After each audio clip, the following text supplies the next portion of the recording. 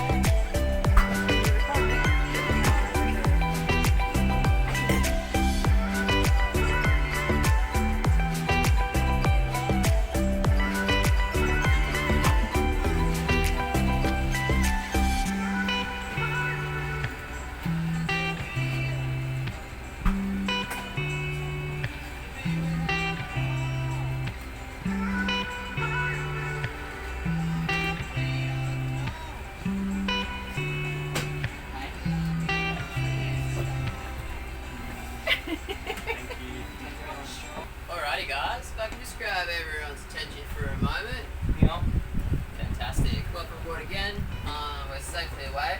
We are at the beginning of our trip, which is the business end of the trip, so I do need to talk to you guys about one or two serious things. After that, I'm going to rattle on a bit, but listening is totally optional, so rest assured. So, yeah? Are you sure? That's a good road. I think you should have from there, maybe.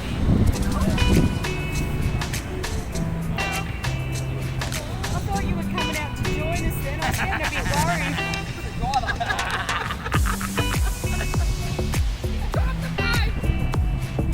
That's it for the Titanic. Go, Titanic it. Go, you've got to do it too. Both of you. You've got That's it. Jack and what's her name? We take photos with the good idea. Come on, just do this. And then they look at the photos and they go, they're really good. Yeah, you put them together. They're excellent.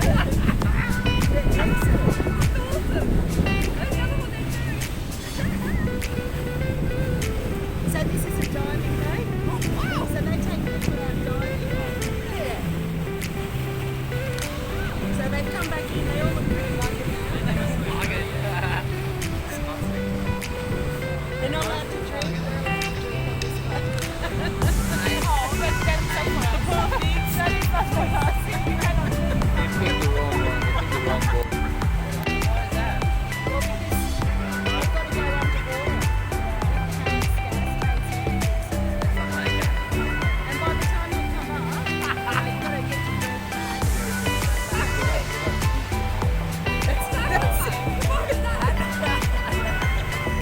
Some of them you see there and they're sitting back there just like, you think they've just been slammed in the face.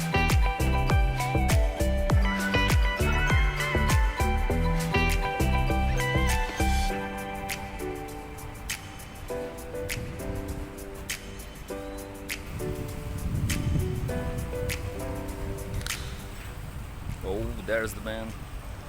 The man with the plan. Thanks, dude. Did you just call me dude?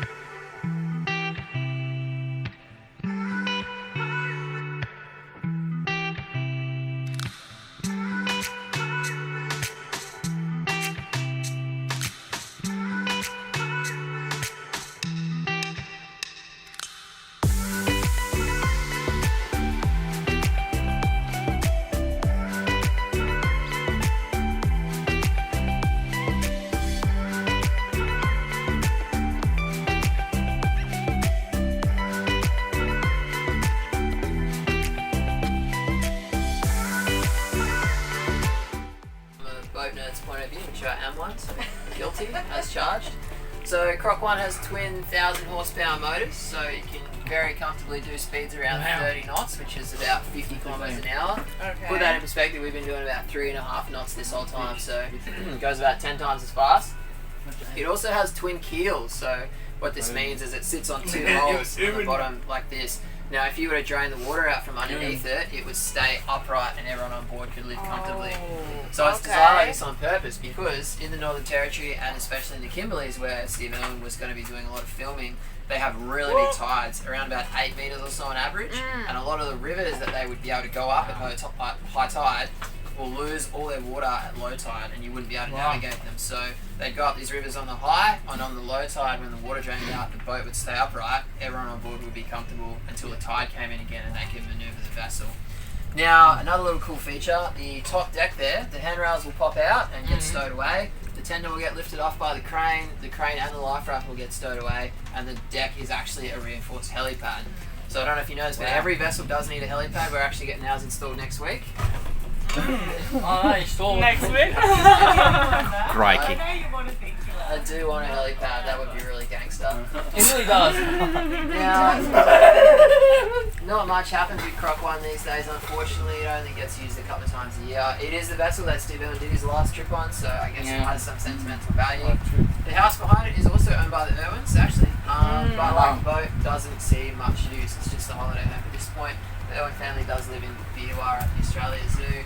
I don't know if anyone remembers, I guess not because you guys aren't from the sunny coast, but in 2004 the Irwins actually moved into this house, and all the television networks sent out cameramen and reporters in little boats and anchored them here in the river, and they were just here from sunrise to sunset filming the house and taking photos of the family and stuff. So the Irwins put in a bit of a complaint about that, which is fair enough. Right. Yeah. And just behind us across the waterway there we have Johnny Depp's house out front. Oh, what? For real?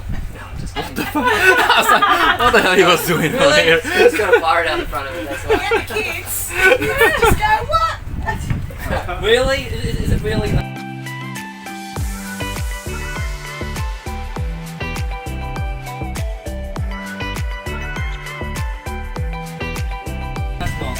it's not. It's just because I have a pirate out the front of it. They put a big life-size pirate out. Alright guys, so we just got off from the seafood lunch cruise. This was absolutely fantastic. Now, It was really nice. if there's something what you really want to try, this is definitely this is the place. Reasonable price, drink, food, and view. I'm like, the crew was like absolutely fantastic. So yeah, highly recommend it. So if you guys have a chance, yeah, definitely come and check it out. Yeah.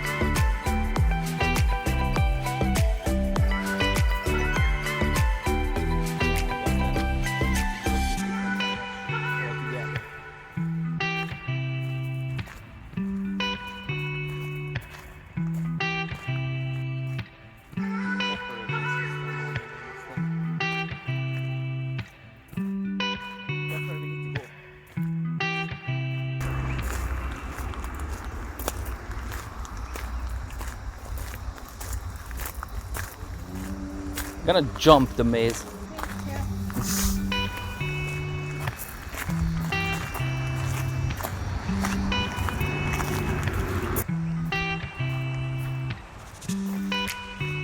Babe, I lost you. Or maybe you're not going to the same direction. Because guess what? I'm here. I've been here yesterday. I'm gonna leave you here. Look, here's a Smurf. Yellow. Sneezy. Yellow is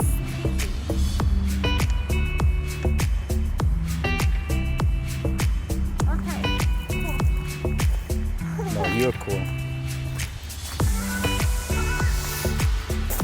No, you know how I know?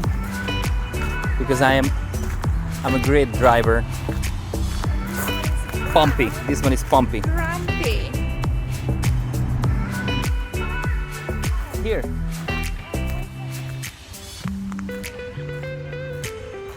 Orange, happy. Orange. Happy.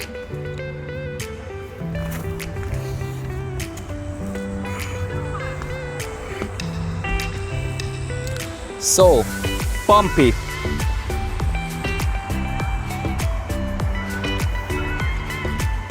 There's Snow White there. Do we need a Snow White?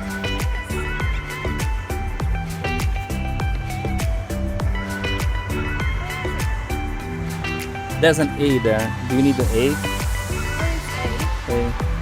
And but what is the color? Green. No, it's not the color of the letter. The color of the thing. It's green. I can see it from here. It's green.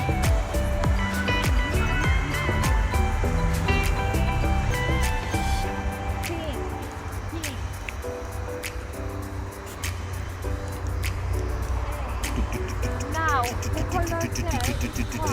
And what is the letter say? R. R. R for Romeo. R. Now, I need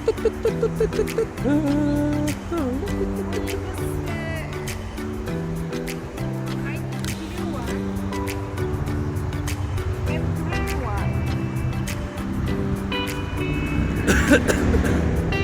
Blue one and green one. What? Smurfs. Yes, green and blue.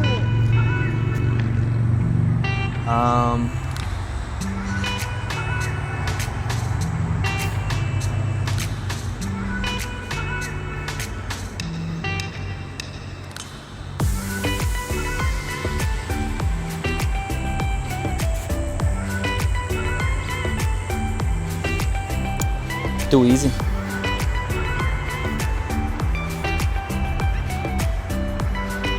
Okay, I know the way.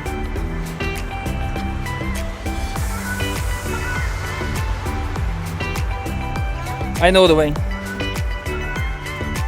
Yes. PH.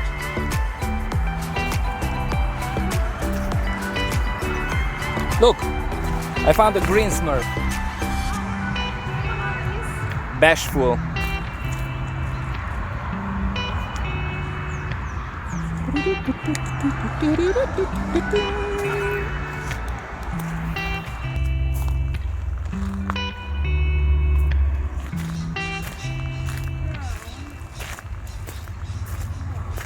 Oh, I think we made it. Oh, there's one here.